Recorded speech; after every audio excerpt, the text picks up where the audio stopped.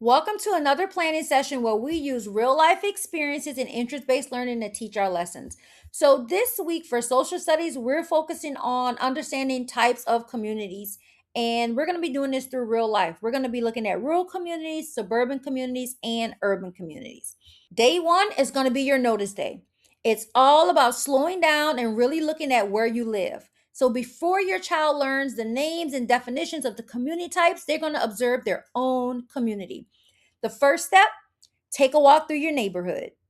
Even if it's just around the block, don't explain anything. Ask your child, what do you notice? Let them look freely. How many houses are there? Are there any tall buildings, open fields, lots of cars? Quiet roads. Just observe your community together. And then have your child to do a simple sketch or map a picture of what they just saw. It doesn't need to be accurate. Ask them, what did they notice the most? What stands out about where you live? Encourage them to include like buildings and roads and land and people that they saw. And then put a date on the sketch. Then ask them, do they think everyone in the world lives in a place that looks like theirs? What do they think a place looks like that there's almost no buildings? What about a place with buildings so tall you can see the sky? Let them imagine freely. Write down their ideas, and there's no wrong answers. So today, day one, is just the notice day. The sketch is powerful, y'all. It trains the eye to actually look and not just glance. And I want you to keep it somewhere that because you're going to return to that on day four. And then you're going to watch a video together on rural, suburban, and urban communities on YouTube. Pause when something connects to what you just saw on your walk. That looks like our street, or wow, that's so different from where we live. Let the video open up the comparison. Then you're going to revisit the sketch. After the video, look at your child's drawing together. Now that you've seen the other three types of communities, which one do you think ours is? They're living the lesson before you even do a deeper dive into it. Day one also has vocabulary work: community, rural, suburban, urban population, and land use. Do not quiz them on these terms. We want them to learn these terms naturally. So, vocabulary follows the experience. Your child has already walked through their community. They sketched what they saw. They watched the video comparing the three types of places. Now, these words are something to attach to that. Day two is your model day. So, yesterday you observed your own community, and today you're going to build a model of all three. So, the first step, build the community map. You need a large piece of paper, three smaller ones, pencils, large markers, and whatever craft materials you want to use. You can use blocks, you can use Legos, you can use toys. That's if you want to go this big. It's also okay to get a notebook and some sticky notes and do it on a smaller version. But the kids will love the version where you have all of the manipulatives as well. You're gonna have rural. You're gonna have open fields. You can put a farmhouse. You can put a barn. You can have dirt roads. Maybe a small school that's far away. Suburban.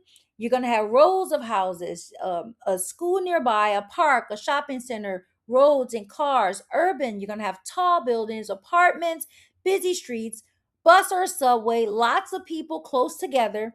There's no right or wrong version. The goal is to think through which make each one different. Then you're going to compare them side by side. Once the map or the model that you built, once you finish the map or the model that you built, ask your child to compare the three communities. Which one has the most people or least? Where would you find a farm, a skyscraper, or a cul-de-sac? If you need to get somewhere quickly, which community would be the easiest one to get around in, and why?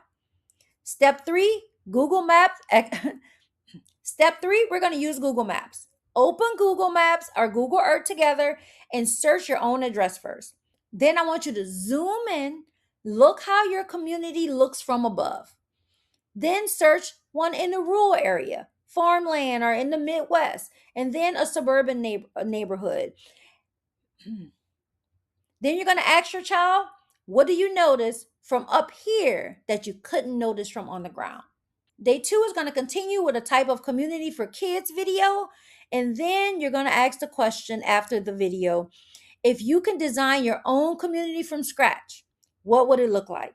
Would it look like a rural, suburban, or urban? What would you include? Let them describe it or draw it. There's no right answer. They're just thinking through it. And here's some things that you're going to have to say. If you're struggling with conversation starters, what do you think kids who live on the farm do after school? Why do you think people choose to live in the city instead of on the countryside? What would be hard about living in a really rural community? What would be great about it? So those are some just questions you can get to get the conversations going. And then you can draw the model. After building the community map, exploring Google Maps, invite your child to create their own illustrated comparison of the three community types. This is not a perfect diagram, it's a personal one. Their own colors, their own details, their own way of showing what makes each community different. Day 3, that's our explain day. Your child has observed their own community. They built models of all three types. Now, today, they're going to put it into words, and they do it in the best possible classroom, the real world. Today, you're going to take a short trip or experience to a community type different from your own. If you live in the suburbs, head to the city or drive to a rural area. If you live in a rural area, visit a town or city nearby. Then they're going to contrast or to a city nearby. All right. So here are the steps you're going to do on day 3. The teach back before you know. Before you leave the house, ask your child to explain 3 community types in their own words. Tell me what you know about rural, suburban, and urban. Don't correct them. Don't add. Just listen. Notice what they're confident about and where they hesitate. Then that's your guide for what you're going to do on the outing, because you're going to be going into these neighborhoods. So you're going to be able to correct it and help them to correct it themselves when you're in these neighborhoods. The next step 2, go ahead and visit the different community types. Drive or travel to a community that looks different from yours. Walk around with them together with curiosity, not a checklist. I want you to encourage your child. Notice the buildings. How tall are they? How close together?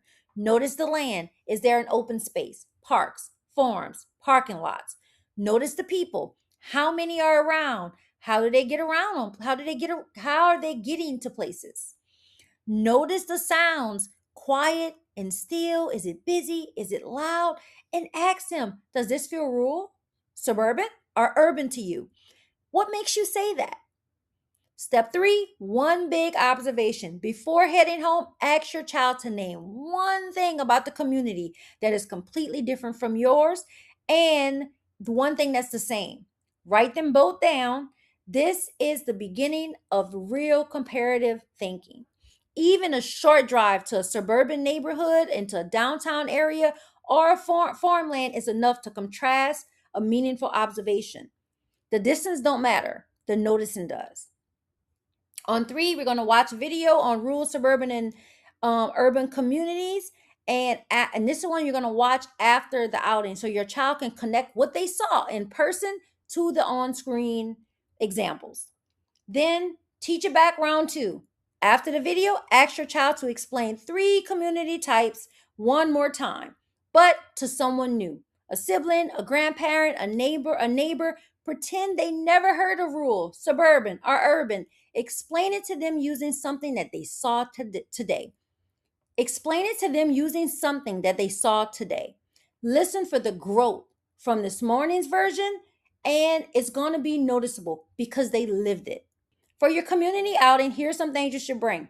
Your child's day 1 sketch for comparison, a small notebook or journal and a pencil, a curious attitude, no agenda, this guide, and keep this guide on your phone. What are you going to look for? Building height and density. They're packed together, spread out.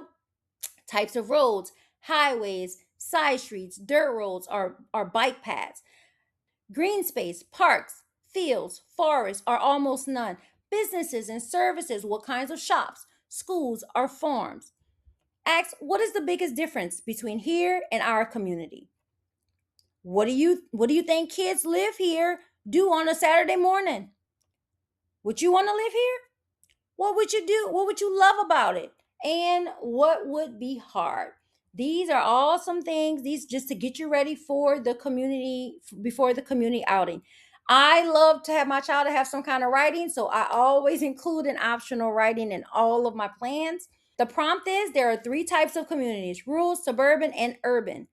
Here's what I know about each one and what I noticed today. Encourage your child to include a description of each community type in their own words, something they noticed on the outing that surprised them or stood out, which community type they would like to live in and why, and one question that they still have.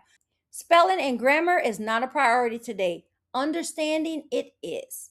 So if your child wants to draw instead of write, that's fine as well. Day 4 is experience and connect. Back to your own community. Return to the same spot that you walked on day 1. Ask your child to walk through it. What do they see? But this time, they're an expert. Tell me what type of community this is. What makes it suburban?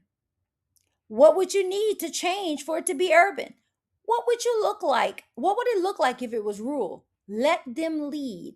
You're the student today.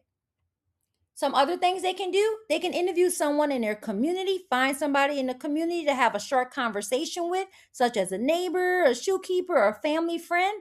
And here's some questions they can ask them. How long have you lived here? What do you love about this community? Have you ever lived somewhere very different, more rural or more urban? Your child can ask the questions or they can just listen. Anyone is fine. Another thing they can do is a community comparison chart. Fill in a 3-column chart: rural, suburban, and urban. And for each column, list the population, low, medium, high, land use, how people get around, and one thing that's great about living there. This is the final model built from the 4 days of the real experience. And then I want you to look back at day's 1 sketch. Pull out the sketch from day 1, compare it to what your child knows now, what you didn't know then. What would you draw or label differently? And let them sit with that feeling so they can actually see their own growth. And then we reflect and we wrap up. If you had to explain rural, suburban, and urban to a friend, what would you say? What was the most surprising thing you learned or noticed this week? What did you see on the outing that you would have understood different before day 1?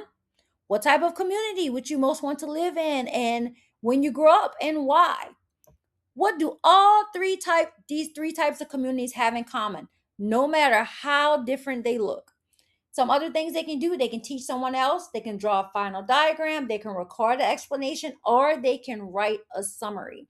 You can do this over a week's time, or you can spread it out over several weeks, whatever works for you. If you want to take something out or add something in, that's fine as well. So if you guys have any questions, leave me some questions in a comment. I have attached this lesson plan in the description. So thank you again for coming and joining my planning session, and I'll see you at the next one.